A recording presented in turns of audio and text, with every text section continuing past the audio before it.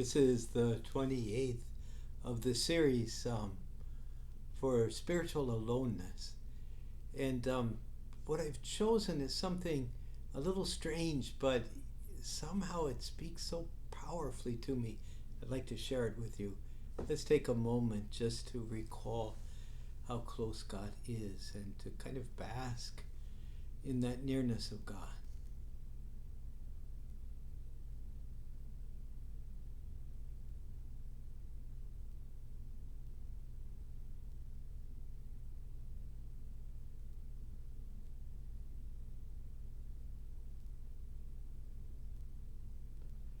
What I've chosen comes from a French poet who died just a couple of years ago.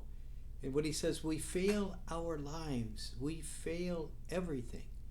What is strange is in fact that grace still gets to us when we do all we can to render ourselves unreachable.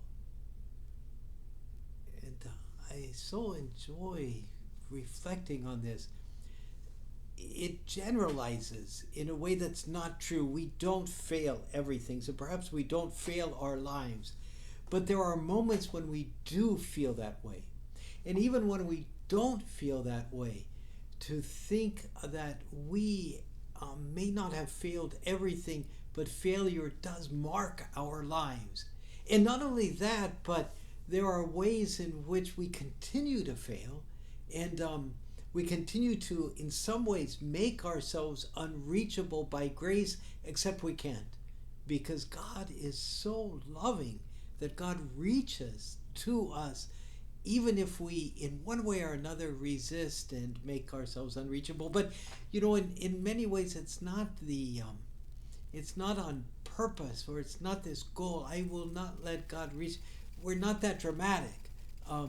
What happens is that we just allow ourselves to think of so many other things and to be caught up in so many other things, and maybe even to carry a certain anger or bitterness or something towards God. And grace still reaches us. It still gets to us even when we, in one way or another, render ourselves unreachable. No, God is so greater than our failures, than our resistance. And this passage allows us just to rest in God, who is doing so much to bring us so much closer, cares for us so much.